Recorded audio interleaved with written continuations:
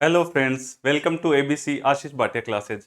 कैसे हैं सब आप? आई होप आपकी तैयारी है वो अच्छी चल रही होगी और इंडियन इकोनॉमी की जो क्लास है उसको एंजॉय कर रहे होंगे। 7 क्लास हमारी हो चुकी है। आज 8वीं क्लास है हमारी। स्टार्ट कर रहे हैं हम नया टॉपिक। इन्फ्लेशन हमने पढ़ लिया, मुद्रास्फीति के प्रभाव वगैरह सारा हम कर चुके हैं। सीक्वेंस वाइज हम इकोनॉमिक्स है वो कर रहे हैं और आई होप आप क्लास अच्छे से देख रहे हैं, नोट्स बना रहे हैं। साथ के साथ में कोई चीज़ ऐसी होगी जो पीडीएफ में मैं आपको दे सकता हूं तो वो टेलीग्राम चैनल है हमारा, लिंक में दिया हुआ है, उसको ज्वाइन कर लीजिए। कोई फैक्ट्स वगैरह इकोनॉमिक्स के कुछ ऐसी चीज़ें हैं वो मिस ना करें। डेली यहाँ पे राजस्थान आर्ट कल्चर के, ज्योग्राफी के, करंट अफेयर्स के क्वेश्चन है वो अपलोड किए जाते हैं, तो उनकी प्रैक्टिस भी आप टेलीग्राम चैनल है वो ज्वाइन करके कर सकते हैं। आज का टॉपिक है हमारा लोक वित्त, बजट निर्माण और राजकोषीय नीति। ये टॉपिक हम एक साथ करने वाले हैं। देखिए दोस्तों, हमारा जो आर एस प्री का और एस आई का सिलेबस है उसमें 3 टॉपिक दिए हुए हैं। एक जगह लिखा हुआ बजट निर्माण, एक जगह लिखा हुआ है लोक वित्त यानी पब्लिक फाइनेंस, और एक जगह लिखा हुआ है राजकोषीय नीति, फिस्कल पॉलिसी। तीनों टॉपिक है वो एक दूसरे से जुड़े हुए हैं। ये मान लीजिए एक ही शब्द है, वो ही 3 जगह अलग अलग जगह दिए हुए हैं। हम इनको पढ़ेंगे। देखिए, लोक वित्त है, राजकोषीय नीति है और बजट निर्माण है, और एक वस्तु और सेवा कर, क्योंकि अलग से मेंशन किया हुआ है। वैसे नहीं करते तो भी क्या है कि हम जब बजट पढ़ेंगे, राजकोषीय नीति पढ़ेंगे, तो उसमें जीएसटी पढ़ाना एक अनिवार्य शर्त है। पर हमारे सिलेबस में जीएसटी अलग से दिया हुआ है, इसकी एक क्लास हम अलग से देखेंगे। आज का टॉपिक है जो हमारा वो है लोक वित्त और बजट निर्माण। देखिए दोस्तों, 3 चीजें हैं। एक शब्द है लोक वित्त, जिसको बोलते हैं हम पब्लिक फाइनेंस।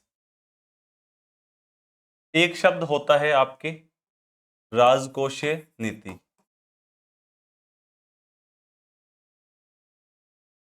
जिसको बोलते हैं फिस्कल पॉलिसी। हमारे सिलेबस में राजकोषीय नीति भी है, लोकवित्त भी है, और एक शब्द होता है बजट। इनको देखते हैं। तीनों शब्द है वो एक दूसरे से जुड़े हुए हैं। इसको हम बारीक से समझेंगे ताकि आपकी एक अंडरस्टैंडिंग, क्लियरिटी है वो होए। देखिए दोस्तों, पब्लिक फाइनेंस क्या होता है? लोक वित्त एक शब्द है राजस्व।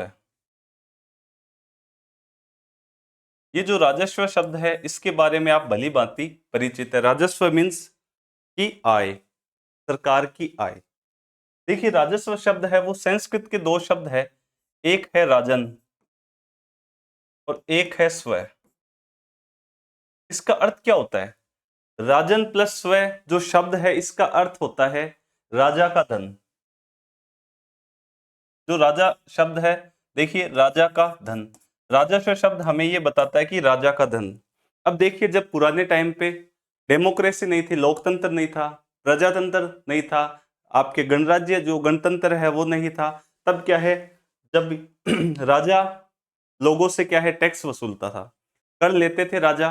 उसके बाद क्या है, राज्य में विकास के कार्य किए जाते थे। तो ये राजस्व क्या है? ये राजा का धन है, यहीं से ये शब्द आया है। पर अब क्या है, अब आ गया लोकतंत्र, तो शब्द काम में लिया जाता है लोक वित्त। ठीक है, इसको बोलते हैं पब्लिक फाइनेंस। पब्लिक यानी जनता, तो ये क्या हो गया, जनता का धन।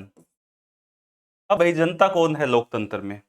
लोकतंत्र में जनता हम जैसे लोग, नागरिक, सरकार, वही क्या है, जनता। लोकतंत्र की परिभाषा है जनता का, जनता के लिए जनता के द्वारा शासन क्या है, वो क्या है, लोकतंत्र। तो जनता का यहाँ अभिप्राय क्या है, सरकार। और जब सरकार की बात करते हैं तो लोक वित्त बोला जाता है इसको, सरकारी वित्त। ये सार्वजनिक वित्त है, ये एक व्यापक शब्द है लोक वित्त। जनता का पैसा है, जनता ही सरकार चुन के भेज रही है, और ये क्या है, सरकारी वित्त है। एक व्यापक अर्थों में क्या लोक वित्त क्या है, इसका अर्थ है ये सरकारी वित्त है, जिसमें क्या है, सरकार की आय और व्यय उसको देखा जाता है कि सरकार को इनकम कहाँ से हो रही है, सरकार को आय कहाँ से हो रही है, और सरकार पैसा खर्च कहाँ पे कर रही है। अब हम सब जानते हैं सरकार कोई बिजनेस का काम नहीं कर रही, सरकार कोई दुकान नहीं है, सरकार कोई बिजनेस फर्म नहीं है। सरकार का बेसिकली काम क्या है? सरकार का बेसिकली काम है वेलफेयर स्टेट की स्थापना करना, कि राज्य है वो कैसा होना चाहिए? कल्याणकारी। सरकार का मुख्य उद्देश्य है जनता का कल्याण करना। जब अर्थव्यवस्था हमने पढ़ा, अर्थशास्त्र और अर्थव्यवस्था शब्द, तो उसमें मैंने आपको बताया कि सरकार क्या करती है कि संसाधन है दुर्लभ, उनका आवंटन किस हिसाब से किया जाए कि लोगों का अधिकतम कल्याण हो। तो सरकार तो क्या है, बिजनेस नहीं कर रही, वो चाहती है लोगों का कल्याण हो। अब सरकार के पास राजस्व आता है, पैसा आता है सरकार के पास, कुछ पैसा कर के द्वारा आता है, कुछ अन्य स्रोतों से आता है। राजकोषीय नीति में डिटेल से पढ़ेंगे। फिर सरकार क्या है, ऋण भी लेती है। अब सरकार को पैसा खर्च करना है, सरकारी व्यय होता है, लोगों को स्कीम्स, सरकार हमारे लिए स्कीम्स बनाती है, अलग अलग मंत्रालय है वहां पे बजट एलोकेट करती है, शिक्षा पे, स्वास्थ्य पे, कहाँ पे सरकार को प्रशासन में जहां जहां पैसा खर्च करना है उसके बारे में कौन बताता है? वो सरकारी वित्त। लोक फाइनेंस, जो पब्लिक फाइनेंस है, उसका मतलब क्या है? इसका ये एक व्यापक शब्द है जो हमें सरकार के सार्वजनिक वित्त के बारे में बताता है, और जिसमें सरकार की आय और व्यय, सरकार की प्राप्तियां और खर्चे हैं, उनके बारे में बताया गया है। ये एक सिंपल सा हमने लोक वित्त के बारे में देखा। अब देखिए आगे दूसरा शब्द है राजकोषीय नीति। ये क्या है वो देखिए। देखिए, आईएमएफ की एक परिभाषा है।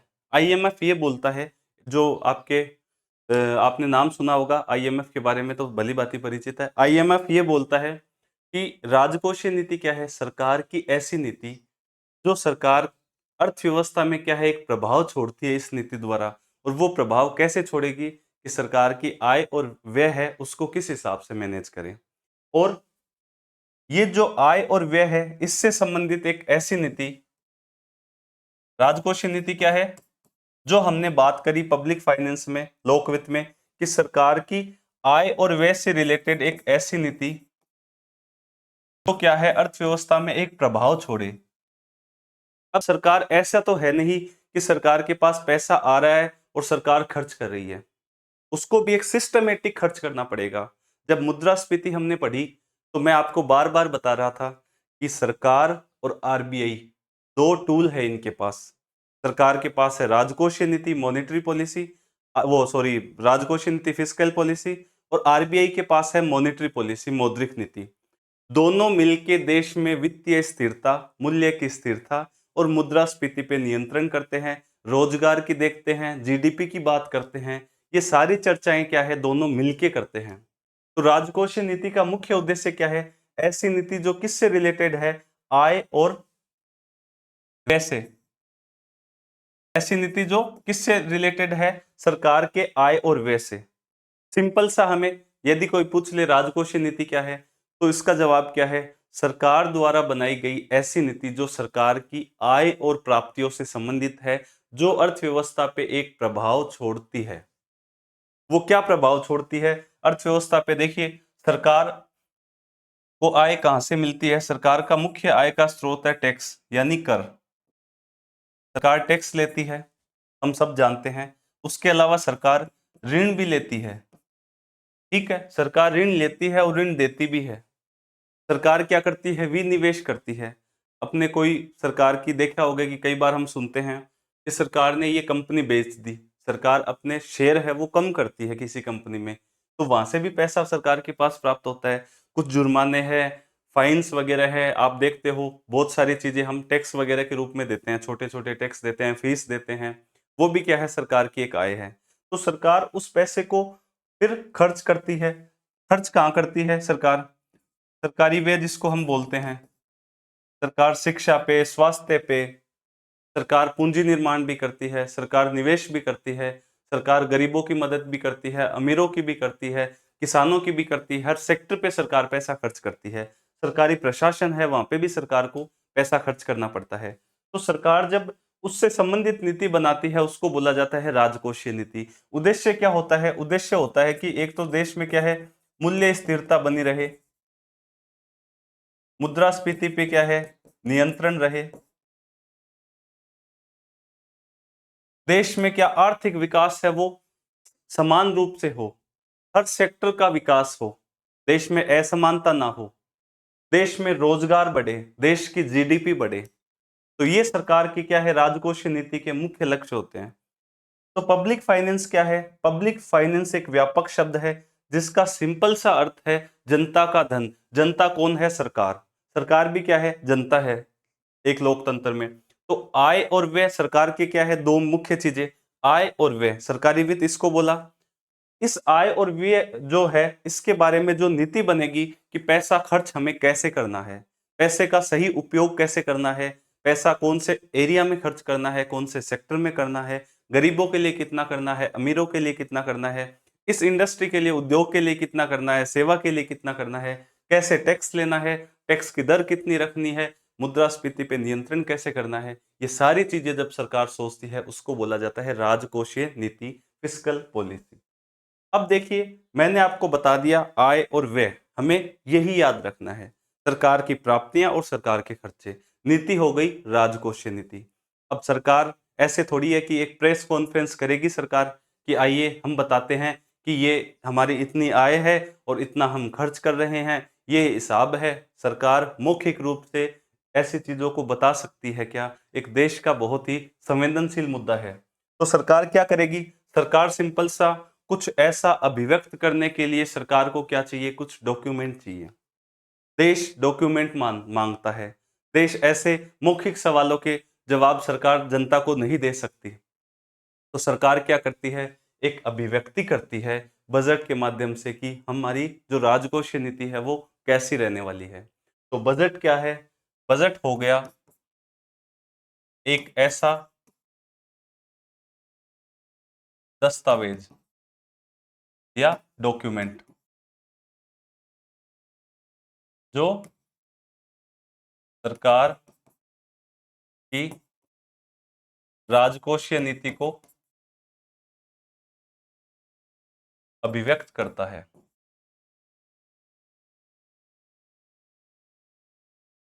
जिस डॉक्यूमेंट के माध्यम से सरकार अपनी राजकोषीय नीति यानी आय और व्यय की जो नीति है, हमने इतनी इनकम कमाई, इतना हम खर्च करेंगे, जो सब कुछ सरकार जिस डॉक्यूमेंट के माध्यम से बताती है उसको बोला जाता है बजट।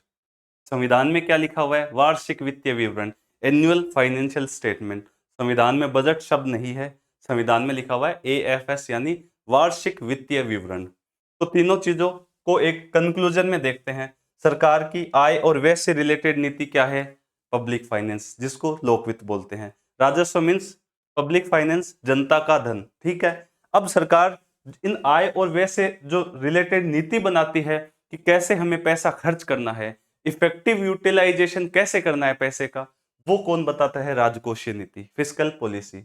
उसके बाद इस जो नीति है, इस पॉलिसी को जिस डॉक्यूमेंट के माध्यम से अभिव्यक्त किया जाता है वो होता है हमारा बजट, जो हम हर साल देखते हैं, राज्य का भी देखते हैं और केंद्र सरकार का भी देखते हैं। आई होप यहां तक आपको चीजें समझ में आई होगी। अब देखिए, पब्लिक फाइनेंस शब्द हमारे वहां पे दे दिया गया है, उसको हम बजट निर्माण से रिलेट करते हुए पढ़ेंगे। अलग से हमें पब्लिक फाइनेंस को डिटेल से नहीं पढ़ना है। जो सवाल बन सकेंगे वो हम यहाँ देखेंगे। देखिए, बजट निर्माण जो मैं आपको बता रहा हूं सिलेबस में है, बजट निर्माण, उसको हम थोड़ा सा डिटेल से देखेंगे। देखिए, बजट क्या है? बजट है सरकार की अनुमानित प्राप्तियों। भाई, बजट में क्या होता है? बजट का मीन्स जब हम पिकनिक करने जा रहे हैं, मान लीजिए कि हम जा रहे हैं पिकनिक मनाने, तो हम कहेंगे, चार दोस्त मिले कि यार हम चलते हैं उत्तराखंड, चलते हैं घूमने। तो सब बात क्या करते हैं? यार बजट कितना होगा? बजट मीन्स एक आगामी जो कार्यक्रम है उसका खर्चा हम पहले से अनुमान लगा रहे हैं, अनुमानित कर रहे हैं कि यार खर्चा कितना कितना आएगा। तो फिर एक दोस्त बोलता है कि यार 15-15 हजार रुपए लग जाएंगे, टोटल 60 हजार रुपए लगेंगे। अब वो उसमें क्या बोल रहा है? वो 60 हजार रुपए लगेंगे। जरूरी नहीं है 60 ही लगे, और ये भी जरूरी नहीं है कि 70 लगे, ये भी जरूरी नहीं है कि एग्जैक्ट 60 हजार लगे, कम भी लग सकते हैं। तो वो क्या है? एक अनुमान है। तो बजट का मीन्स एक अनुमान। तो देखिए, सरकार बजट, वो बजट सरकार की अनुमानित प्राप्तियों और व्यय, सरकार को कितनी राशि प्राप्त होगी, सरकार कितना खर्च करेगी का वह विवरण है जो आगामी वित्तीय वर्ष यानी नेक्स्ट ईयर के लिए स्थिरता व समृद्धि के उद्देश्यों की पूर्ति हेतु सरकार की बजटीय या राजकोषीय नीति को प्रकट करता है। सरकार क्या चाहती है? स्थिरता बनी रहे और जीडीपी भी बढ़े। ऐसा नहीं कि महंगाई बढ़ जाए और फिर जीडीपी बढ़े। सरकार मूल्य स्थिरता भी चाहती है, मुद्रास्फीति की दर पे नियंत्रण भी रहे और उसके बाद हमारा आर्थिक विकास है वो भी बढ़े, जीडीपी की समृद्धि है वो भी बढ़े। तो सिंपल सा बजट क्या है? बजट एक ऐसा दस्तावेज है, ऐसा विवरण है जो सरकार की अनुमानित प्राप्तियों और व्यय का एक ऐसा ब्यौरा है जो आगामी वर्षों के लिए बनाया जाता है और वो सरकार की बजटीय और राजकोषीय नीति को क्या है? अभिव्यक्त करता है। ठीक है, ये हो गया बजट। अब देखिए, जो सरकारी बजट है उसको बनाने के क्या उद्देश्य हैं? अब इसको आप स्किप नहीं कर सकते ऐसी चीजों को, क्योंकि लास्ट ईयर एक सवाल पूछा गया है। फिर क्या हुआ? जैसे ही ये सवाल आया तो सब लोग बोलने लग गए कि यार ये कहाँ से आ गया सवाल, ये मेंस में सिलेबस है, ये प्री में नहीं था। पर चीजों को आप ध्यान से पढ़ोगे तो हर चीज यहाँ पे दी गई है। पहला लक्ष्य क्या है बजट बनाने का? कि जीडीपी की समृद्धि होए। हर सरकार चाहती है कि हमारी जीडीपी है वो आगे बढ़े। जीडीपी एक ऐसा टर्म है जो अंतर्राष्ट्रीय यदि आर्थिक जगत देखें तो हर सरकारों के लिए जीडीपी क्या है? एक बहुत ही, ये मान लीजिए, नाक का सवाल है। हर सरकार चाहती है कि मेरी जीडीपी है वो बढ़ती दिखे, क्योंकि अर्थव्यवस्था, जब आप आर्थिक जगत को देखते हैं तो हर देश की जीडीपी वो काम में ली जाती है कि देश की अर्थव्यवस्था है वो कितना आगे बढ़ रही है। तो जीडीपी समृद्धि एक मुख्य लक्ष्य है। सरकार संसाधनों का आवंटन करती है। आप सब देखते हैं, एक सेकंड में पानी पी लूं।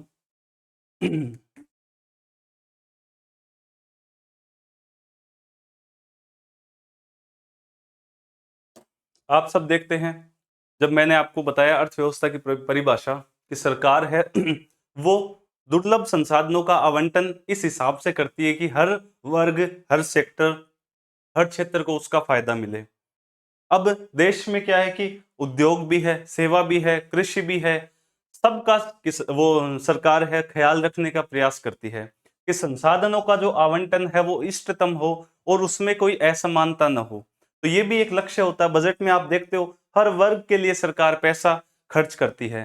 बालिका शिक्षा के लिए भी, स्वास्थ्य के लिए भी, शिक्षा के लिए भी, रिसर्च के लिए भी, इंडस्ट्री के लिए, किसानों के लिए। जब आप बजट देखते हो तो सरकार का ये प्रयास रहता है कि संसाधनों का आवंटन है वो अच्छे से हो। उसके बाद सार्वजनिक वस्तुओं का प्रावधान। अब देखिए, यहां से ये सवाल लास्ट ईयर पूछा गया था। यदि आपने आरएस प्री का लास्ट पेपर दिया है या देखा है कि निम्नलिखित में से सार्वजनिक वस्तु यानी पब्लिक गुड्स नहीं है, उसमें ऑप्शन दिए गए थे, उसमें सही आंसर था कारें। उसमें आप सरकारी प्रशासन भी देखते हो, सड़कें भी देखते हो। सार्वजनिक वस्तुएं कौन सी होती है? पब्लिक गुड्स ऐसी वस्तुएं जो लोगों की सामूहिक आवश्यकताओं की पूर्ति करती है। सार्वजनिक वस्तु का मतलब जो लोगों की सामूहिक आवश्यकताओं की पूर्ति करती है। जैसे हम देखते हैं एक पब्लिक पार्क है। अब पब्लिक पार्क सरकार ने बनाया है तो उसमें ऐसा थोड़ी है कि सरकार किसी को प्रवेश से वंचित कर सकती है। ये जरूर है कि यदि वहां पे कुछ नियम लिखे हुए हैं, जैसे पब्लिक पार्क में लिखा हुआ है कि बच्चे क्रिकेट ना खेलें, तो बच्चों को क्रिकेट खेलने के लिए वहां मना किया जाएगा, क्योंकि वो एक नियम है, क्योंकि उससे दूसरों को परेशानी होती है। अब आप उस पब्लिक पार्क में जाके ऐसे थोड़ी है कि आप अपने शादी का टेंट लगा दें वहां पे। पब्लिक पार्क का उद्देश्य क्या है सरकार का? कि वहां पे लोग मॉर्निंग वॉक करें, वहां पे लोग आके बैठें, वहां पे लोग आके गपशप करें, आराम से बैठें, ताजी हवा लें। तो पब्लिक पार्क क्या है? लोगों की सामूहिक आवश्यकताओं की पूर्ति कर रहा है। सड़कें, पुल, सरकार द्वारा सरकारी प्रशासन। अब सरकारी प्रशासन, पुलिस है, मान लीजिए पुलिस पे सरकार खर्च करती है, तो पुलिस का काम क्या है? समाज में जो शांति है वो स्थापित करना। तो वो लोगों की सामूहिक आवश्यकताओं की पूर्ति करती है। अब उसमें एक ऑप्शन था कारें। अब लोगों ने जैसे ही ये सवाल पढ़ा तो समझ में नहीं आया कि ये कहाँ से पूछ लिया। अब कार भी उसमें लिख दिया। अब कार का मतलब है निजी कार। निजी कार, कार शब्द का मतलब है पर्सनल कार। अब पर्सनल कार सामूहिक आवश्यकताओं की पूर्ति नहीं करती। जिसने ऑन कर रखी है, जो उसका ओनर है, वही उसको यूज करता है। तो उसमें ऑप्शन था कारें, वो सही था। और सार्वजनिक वस्तुओं का प्रावधान सरकार क्यों करती है? क्योंकि लोगों की सामूहिक आवश्यकताएं पूरी हो। सरकारी प्रशासन पे खर्चा करती है सरकार, पुलिस पे करती है, आपके मिलिट्री पे करती है सरकारें, सार्वजनिक पार्क बनाती है लोगों के लिए, ऐसे मतलब आप देखते हो सार्वजनिक धरोहर है हमारी। तभी तो बोला जाता है ना कि जैसे स्कूल देखते हैं हम कि यार है ना, गंदगी ना फैलाओ यहाँ पे, सड़कें हैं वहाँ पे गंदगी ना फैलाओ, स्वच्छ भारत अभियान है। हमारा मूल कर्तव्य भी है कि हर जगह हम साफ-सुथरा रखें, बस स्टैंड है, आपके रेलवे स्टेशन है, क्योंकि वो सार्वजनिक वस्तुएँ हैं, वो लोगों की सामूहिक आवश्यकताओं की पूर्ति कर रहे हैं, ठीक है? उसके बाद देखिए आर्थिक स्थिरता। आर्थिक स्थिरता सरकार लाना चाहती है, ऐसा थोड़ी है कि सरकार मतलब जो आपकी राजकोषीय नीति बनाती है, तो मुद्रास्फीति दर को नियंत्रित करने का प्रयास करती है, जीडीपी है वो बढ़ती रहे, रोजगार मिले लोगों को ज़्यादा से ज़्यादा, सरकार यही तो चाहती है, आर्थिक स्थिरता है वो अर्थव्यवस्था में बनी रहे। तो ये क्या है, बजट के मुख्य कुछ उद्देश्य हैं।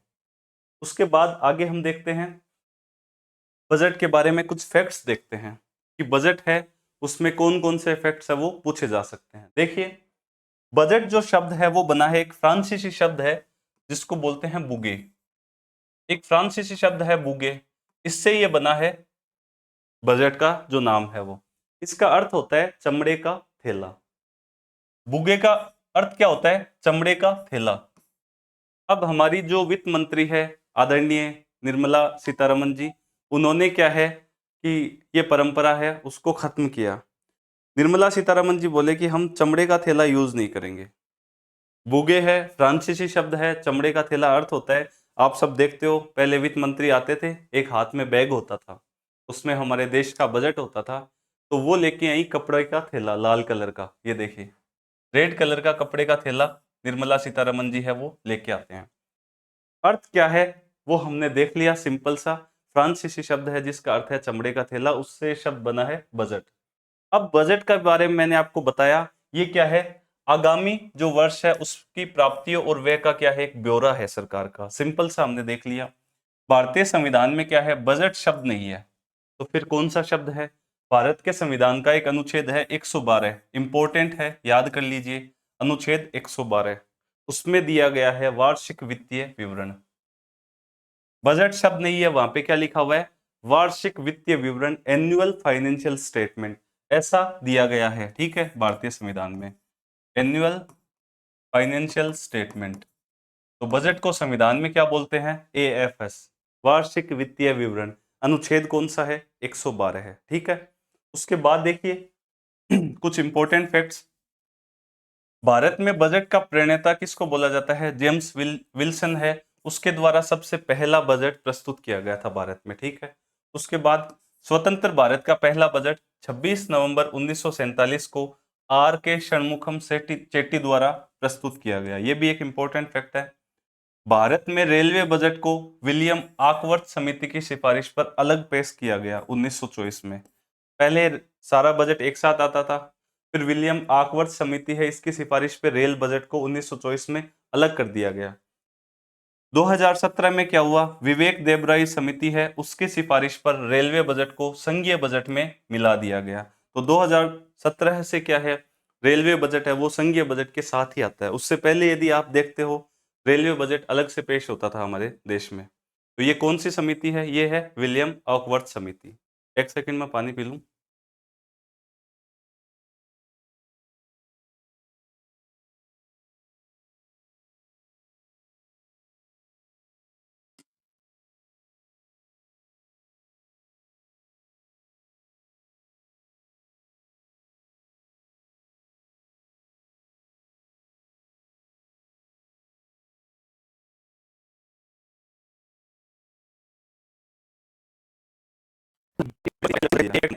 नेक्स्ट फैक्ट देखते हैं। 2017 से फरवरी के पहले कार्य दिवस को बजट प्रस्तुत किया जाता है, यानी 2017 से पहले क्या है, बजट है वो फरवरी के फर्स्ट वीक में नहीं होता था, अब क्या है, पहले कार्य दिवस पे किया जाता है। 1999 से बजट शाम 5 बजे प्रस्तुत किया जाता था, वर्तमान में बजट सुबह 11 बजे। कुछ चेंजेज हुए हैं। 1999 से क्या है कि बजट है वो शाम को 5 बजे स्टार्ट किया जाता था, बजट का जो सत्र है, अब बजट सुबह 11 बजे प्रस्तुत किया जाता है। अब 2017 में हमने देखा रेलवे बजट है, विवेक देबरॉय समिति, उसकी सिफारिश पे क्या है, रेलवे बजट को संघीय बजट में मर्ज कर दिया गया, विलय कर दिया गया, कुछ चेंजेज और हुए हैं। 2017 से योजनागत और गैर योजनागत का जो वर्गीकरण है वो समाप्त कर दिया गया है। ये क्या होता था योजनागत और गैर योजनागत? आप सब जानते हैं हमारे देश में पंचवर्षीय योजनाएं चलती थी। अब लास्ट जो पंचवर्षीय योजना हमने देखी 2012 से 17, जो हमारा लास्ट 5 ईयर प्लान था वो था 2012 से 17। वो जैसे ही खत्म हुआ तो योजनागत और गैर योजनागत है उसके वर्गीकरण को खत्म कर दिया गया, क्योंकि अब योजना आयोग ही नहीं रहा, अब नीति आयोग आ गया। जब योजनाएं नहीं बना रहे हैं तो हम खर्च भी योजनागत और गैर योजनागत के हिसाब से क्यों करें? ठीक है, तो वो वर्गीकरण समाप्त हो गया, ये इसका आंसर है। उसके बाद देखिए आर्थिक कार्य विभाग है, उसका एक बजट प्रभाग है। आर्थिक कार्य विभाग है, आर्थिक मामलात विभाग, उसका बजट प्रभाग है, वो क्या है? बजट निर्माण हेतु एक नोडल एजेंसी है। ठीक है, उसके बाद देखिए आर्थिक सर्वेक्षण आप देखते हो, इकोनॉमिक सर्वे। जब हम बजट के डॉक्यूमेंट लेके आते हैं राजस्थान का या केंद्र सरकार का, तो एक आर्थिक समीक्षा नाम से एक डॉक्यूमेंट आता है। उसमें सरकार के क्या है, लास्ट जो फाइनेंशियल ईयर है उसके सारे चीजें दी गई है कि हमने क्या क्या अचीव किया, कितना जो पैसा हमने अलॉट किया था वो कितना लगा है। जो उसमें अनुमान है वो रियल डेटा होते हैं। तो वो इको सर्वे कौन तैयार करता है? वो तैयार करता है मुख्य आर्थिक सलाहकार, जो हमारे देश के चीफ इकोनॉमिक एडवाइजर है, वो तैयार करते हैं। वर्तमान में कौन है? ये भी एक फैक्ट है। वर्तमान में है डॉक्टर वेंकट रमन अनंत नागेश्वरन। ये क्या है? चीफ इकोनॉमिक एडवाइजर है। तो ये हमने इंपॉर्टेंट फैक्ट्स है वो देखे। आप चाहे तो इनका स्क्रीनशॉट ले लीजिए दोनों का, और मैं पीडीएफ है वो भी इस पे टेलीग्राम पे डाल दूंगा वैसे तो। ठीक है, उसके बाद देखिए नेक्स्ट जो हमारा है बजट से रिलेटेड, कि बजट की प्रक्रिया। सिलेबस में बजट निर्माण है तो थोड़ी सी प्रक्रिया भी समझते हैं। पॉलिटिकल साइंस है, हमारा जो कॉन्स्टिट्यूशन है उसमें भी ये दिया गया हुआ है कि धन विधेयक, वित्त विधेयक, वहां पे भी ये चीज आपको मिल जाएगी। पर मैं यहाँ पे थोड़ा सा आपको सिंपली तरीके से बता दूं।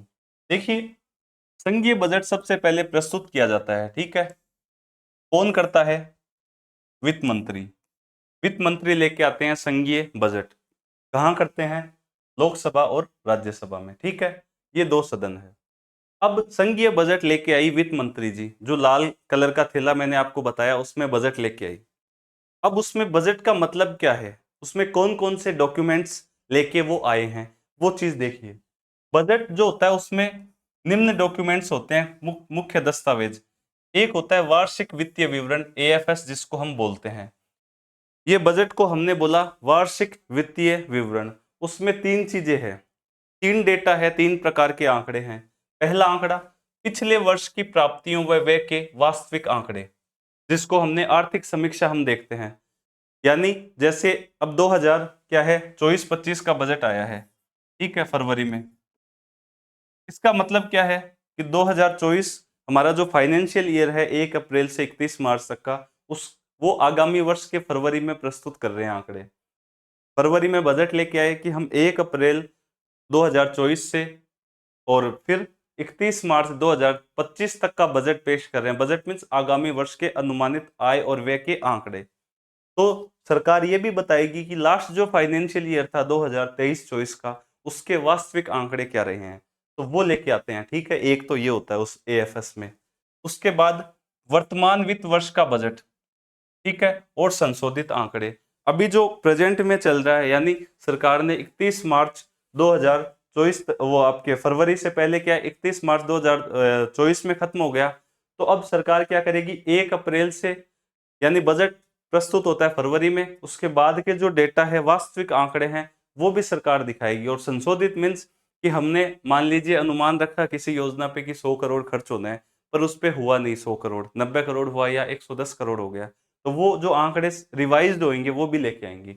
उसके बाद सीधा सा है एक होगा उसमें आगामी वित्त वर्ष का, यानी हम 1 अप्रैल से और 31 मार्च आगामी जो वित्तीय वर्ष है, फरवरी में तो पेश कर रहे हैं और आगामी वित्तीय वर्ष है उसके भी डेटा हम लेके आ रहे हैं। ये चीजें लेके आती हैं निर्मला सीतारमन जी उस थैले के अंदर। ठीक है, उसको बोलते हैं हम एएफएस, वार्षिक वित्तीय विवरण। उसके बाद इसमें होता है एक वित्त विधेयक और विनियोग विधेयक। ये हम इसकी चर्चा करेंगे, एक बार के लिए आप दिमाग में रखिए। एक होता है अनुदान की मांग और एक होता है FRBM एक्ट विवरण। ये FRBM एक्ट भी हम जब राजकोषीय नीति पढ़ेंगे तब करेंगे। इतनी सारी चीजें लेके आती है जो निर्मला सीतारमन जी उस बैग के अंदर। अब देखिए ये जो बजट है ये पेश किया कहाँ पे, लोकसभा और राज्यसभा में। अब यहाँ पे क्या है, संघीय बजट पर चर्चा की जाती है। बजट सरकार लेके आई, वित्त मंत्री जी ने बजट भाषण पढ़ा, फिर यहाँ पे चर्चा की जाती है। ये लीजिए भाई हम चर्चा करते हैं। अब कुछ हफ्ते है वो सदन स्थगित हो जाता है। क्यों होता है? क्योंकि अनुदान की मांगों पे चर्चा की जाती है। अनुदान की मांग क्या होती है? देखिए सरकार है वो बजट में क्या करती है, बड़े बड़े मंत्रालय है, शिक्षा विभाग है, स्वास्थ्य विभाग है, हेल्थ है, होम मिनिस्ट्री है, गृह विभाग है। अब सरकार हर विभाग को क्या है, बजट एलोकेट करती है कि हम इतना पैसा यहाँ यहाँ खर्च करेंगे। अब क्या होता है कि भारत में ऐसे मान लीजिए कि सरकार को जब खर्च करना है पैसा एक बड़ी मात्रा में, तो सरकार अपनी मनमर्जी से नहीं कर सकती। संसद में कुछ स्थायी समितियां होती है, वो जांच करती है कि लास्ट ईयर हमने किसी योजना पे इतना खर्च किया, वो प्रभावपूर्ण था या नहीं, उस योजना पे परफॉर्मेंस कैसी रही, इस बार हमें बजट उतना देना चाहिए या नहीं। इसको बोला जाता है अनुदान की मांग। उस पे क्या है, जांच करती है कि वो जो पैसा सरकार के द्वारा मांगा गया है वो सही तरीके से मतलब हमें लगाना है या नहीं। उस पे सरकार क्या है, जांच करवाती है स्थायी समितियों से। अब देखिए उसके बाद विनियोग और वित्त विधेयक पारित किया जाता है। इनकी भी हम चर्चा करेंगे आगे डिटेल से। एक बार के लिए आप समझ लीजिए, ये एक प्रोसेस होती है किसी भी बजट को प्रस्तुत करने की या बजट निर्माण की प्रक्रिया की। ये एक क्या है, प्रोसीजर है। ठीक है, अब आगे देखिए, आगे है, मैंने आपको क्या बताया बजट में क्या क्या चीजें हैं। बजट में दो चीजें हैं, प्राप्ति और व्यय। सरकार को प्राप्त कितना होता है और सरकार खर्च कैसे करती है, वो चीजें क्या है बजट में। अब सरकार ने क्या है यहाँ पे, सरकार के ये मान लीजिए कि यहाँ पे सरकार को मैंने पहले बताया सरकार क्या है, कोई दुकानदार या बिजनेसमैन नहीं है। पर सपोज कर लीजिए कि सरकार एक बिजनेस कर रही है, सरकार देश का एक बिजनेस कर रही है। मान लीजिए, एक सपोज कीजिए सरकार के पास 3 गल्ले पड़े हैं। हम आम बोलचाल में बोलते हैं ना, दुकान के गल्ले। 3 गुल्लक सरकार के पास पड़े हैं, जिसमें सरकार क्या है, पैसा लेती भी है और पैसा खर्च भी उनमें से करती है। पर अब ये 3 गुल्लक है, इनमें कुछ कंडीशंस है, कुछ शर्तें हैं। उनका तीनों का नेचर भी अलग अलग है। सरकार के पास पैसा आ रहा है और जा रहा है, पर सरकार ने 3 गुल्लक रख रखे हैं कि भाई मैं तो खर्चा तीनों के हिसाब से करूंगी, और तीनों पे कैशियर बिठा रखे हैं। सरकार की कुछ लिमिटेशंस भी है यहाँ पे। देखिए सबसे पहला जो गुल्लक है इसको बोलते हैं भारत की संचित निधि, जिसको इंग्लिश में बोलते हैं कॉन्सोलिडेटेड फंड। ये कॉन्सोलिडेटेड जो फंड है वो क्या होता है, देखिए इसमें सबसे पहला इंपॉर्टेंट है इसका आर्टिकल। भारत की संचित निधि है वो कौन से आर्टिकल में है, 266। आपको कॉन्स्टिट्यूशन वहां पे भी पूछा जा सकता है ये सवाल, भारत के जो इंडियन वो पॉलिटी है वहां पे, वहां से भी, और इकोनॉमिक्स में भी पूछ सकते हैं। अनुच्छेद 266 किससे रिलेटेड है, संचित निधि से। उसके बाद है एक लोक लेखा, 3 गुल्लक जो बता रहा हूँ, पब्लिक अकाउंट इसको बोलते हैं, आर्टिकल है 266(2). एक है आपके आकस्मिक निधि, कंटिजेंसी फंड, जिसका आर्टिकल है 267(1). पहले तो तीनों को मैंने यहाँ पे इसलिए बताया कि 3 गुल्लक हमने रख दिए, डिटेल से चर्चा करेंगे एक एक की। देखिए ये संचित निधि क्या होती है, संचित निधि का मतलब ये है कि ये एक बड़ा गुल्लक है और बहुत इंपॉर्टेंट गुल्लक है। यहाँ पे सरकार की समस्त राजस्व जो सरकार प्राप्त कर रही है वो यहाँ पे आती है। समस्त मीन्स कि उसमें कुछ नहीं आती, समस्त मीन्स एक बार ऐसे समझ लीजिए कि सरकार का जो इंपॉर्टेंट जो पैसा सरकार का लेने का तरीका है वो यहीं पे है, संचित निधि में।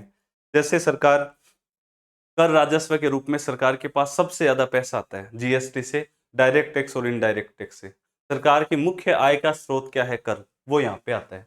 तो भारत सरकार द्वारा समस्त राजस्व, देखिए समस्त राजस्व और प्राप्तियां ये क्या है, संचित निधि में आते हैं। जैसे ट्रेजरी बिल है, ऋण प्राप्त भारत की सरकार है वो प्राप्त क्या है कि ऋण भी लेती है अगर पैसा कम पड़ जाए। उसके बाद कोई मान लीजिए लोन दे रखा है सरकार ने, उसका पुनर्भुगतान हो गया, सरकार के पास पैसा वापस आ गया, तो वो सारी चीजें यहाँ पे आती है। अब इस गल्ले से सरकार खर्च क्या करेगी वो देखते हैं, क्योंकि मैंने आपको बताया स्पेसिफाई नेचर के हिसाब से सरकार खर्च कर रही है। जो संचित निधि है इससे सरकार खर्च करेगी, कानूनी रूप से अनुमति प्राप्त समस्त भुगतान है वो इससे किए जाते हैं। तो अब देखिए सरकार पे, इस पे क्या है, लीगल बाउंडेशन है। सरकार कानूनी रूप से ऐसे ही मतलब बता रखे हैं कि यहाँ यहाँ आप खर्चे कर सकते हैं संचित निधि से। तो सरकार को क्या है, संसद का अनुमोदन क्या है, आवश्यक है। अब हम पीछे चलते हैं, देखिए ये स्लाइड है। मैंने यहाँ बताया अनुदान की मांग की चर्चा की जाती है, विनियोग और वित्त विधेयक पारित किया जाता है। तो जब ये विनियोग विधेयक लाया जाएगा उसमें यही है कि सरकार क्या करेगी, सरकार संचित निधि से जो पैसा खर्च करेगी उसके लिए ये विधेयक लाया जाएगा। सरकार अनुमति लेगी संसद से कि हम पैसा खर्च करेंगे इन इन योजनाओं पे, संचित निधि का जो कानून के अंदर जो दिए गए हैं खर्चे, इसलिए सरकार विनियोग विधेयक लेके आती है। आगे भी देखेंगे इसको। तो मैंने क्या बताया, संचित निधि में समस्त राजस्व है वे कहाँ करती है, कानूनी रूप से अनुमति प्राप्त जो खर्चे हैं वो ही सरकार इससे खर्च कर सकती है। तो सीधी सी बात है, संसद का अनुमोदन आवश्यक है। दूसरा है लोक लेखा, पब्लिक अकाउंट। पब्लिक अकाउंट में मैंने यहाँ क्या बताया, सरकार द्वारा समस्त राजस्व है।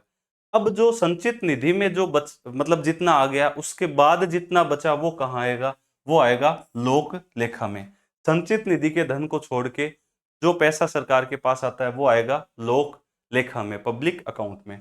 जैसे भविष्य निधि आप देखते हो, पीएफ प्रोविडेंट फंड का पैसा, लघु बचत संग्रहण, न्यायिक और विभागीय जमा, ये सारे क्या है, कुछ उदाहरण है। संचित निधि के बाद जो पैसा बचता है सरकार की प्राप्ति, वो आएगा लोक लेखा में। इसमें जो खर्चा है वो, इस जो ये गुल्लक है इसमें कौन से खर्चे किए जा सकते हैं, तो देखिए संस्थाओं, व्यक्तियों, शिक्षा, स्वास्थ्य, अवसंरचना आदि पे जो सरकार खर्चा करती है, सरकार प्रशासन डेली टू डेली जो सरकार खर्चा करती है, एक तरह से ये मान लीजिए कि ये सरकार का एक करंट अकाउंट है जहाँ पे पैसा आता है और पैसा जाता रहता है। अब सरकार के पास यदि ये लोक लेखा नहीं होगा तो बार बार ऐसा थोड़ी है कि संसद का सत्र बैठेगा और सरकार पूछेगी कि हमें ये पैसा खर्च करना है, पूरी संसद का सत्र है। अब संसद का यदि मान लीजिए सत्र नहीं है तो सरकार कैसे पैसा खर्च करेगी। तो इसके लिए क्या है, एक लोक लेखा बना हुआ है कि इस अकाउंट को छोड़ दीजिए संचित निधि को, उसके बाद का जो गुल्लक है ये सरकार का एक करंट अकाउंट है। ये मान लीजिए कि सरकार को संसद की अनुमति नहीं लेनी पड़ेगी, सरकार अपने हिसाब से इससे पैसा खर्च करेगी। लोगों को वेतन देना है, लोगों को सैलरी देनी है, न्यायिक प्रशासन है, वो अपने पुलिस है, सरकार को प्रशासन भी संभालना है, कुछ पुल बनाना है, सरकार को अवसंरचना पे करना है, छोटे मोटे जो खर्चे हैं वो सारे चीज यहाँ से किए जाते हैं। तो इसके लिए क्या है, संसद का अनुमोदन जरूरी नहीं। ठीक है। उसके बाद है आकस्मिकता निधि, जिसको हम बोलते हैं कंटिजेंसी फंड। ये क्या है, जब सरकार को कोई इमरजेंसी होती है, आपातकालीन कुछ अप्रत्याशित खर्चे करने हैं, उसके लिए एक रिजर्व बना रखा है सरकार ने कि भाई ये मेरा एक अलग गुल्लक है, मेरे को कोई इमरजेंसी पड़ जाए, मतलब प्राकृतिक कारण भी हो सकते हैं, कुछ ऐसी डिजास्टर आ जाए, तो ऐसी स्थिति में सरकार इस पैसे का उपयोग में करती है। और ये जो कंटिजेंसी फंड है ये राष्ट्रपति के अधीन होती है। राष्ट्रपति जी है वो इस गुल्लक को रखते हैं कि भाई आपातकाल में जब सरकार को पैसा चाहिए तो यहाँ पे राष्ट्रपति जी ये गुल्लक रखते हैं। और इसको राष्ट्रपति जी ने इसकी सिक्योरिटी दे रखी है वित्त सचिव को। वित्त सचिव है वो राष्ट्रपति की ओर से क्या है, इसको संभालते हैं। ठीक है। तो ये हो गए 3 फंड। अब आगे जो विनियोग और विधेयक वो देखते हैं। विनियोग विधेयक मैंने आपको बता दिया कि संचित निधि से जब पैसा सरकार को खर्च करना है तो सरकार को अनुमति लेनी पड़ेगी। तो सरकार क्या है, विनियोग विधेयक लेके आती है। ठीक है। तो संचित निधि से धन निकासी व व्यय के अनुमोदन हेतु लाया जाता है। मैंने आपको बताया जब बजट डॉक्यूमेंट देखे हमने कि भाई कौन कौन से डॉक्यूमेंट सरकार लेके आती है। एक वित्त विधेयक भी लेके आते हैं। वित्त विधेयक क्या है, अनुच्छेद है इसका इंपॉर्टेंट 110। बजट में जो प्रस्तावित कर है, टैक्स, उससे संबंधित जो प्रावधान है वो होते हैं वित्त विधेयक में। तो आई होप यहाँ तक आपको कोई प्रॉब्लम नहीं होगी। बजट निर्माण है वो हमने देखा एक सीक्वेंस वाइज। अब हम जो कल की क्लास में, हम जो नेक्स्ट क्लास होगी उसमें क्या देखेंगे कि राजकोषीय नीति देखेंगे। सरकार की कौन कौन सी प्राप्तियां हैं, कौन से आय है, राजकोषीय घाटा, प्राथमिक घाटा, बजट घाटा, जितने भी टर्म्स है जो सवाल पूछे जाते हैं वो हम करेंगे। यहाँ तक आपको कोई समझ में नहीं आया तो आप कमेंट करिएगा ताकि मैं नेक्स्ट क्लास में है वहां से आपको बता सकूं। तो ये हमने सारी चीजें देख ली। ठीक है। तो आज के लिए बस इतना ही। आपको क्लास कैसे लगी कमेंट में जरूर बताइएगा, कोई डाउट है वो जरूर बताइएगा। ठीक है। Thank you.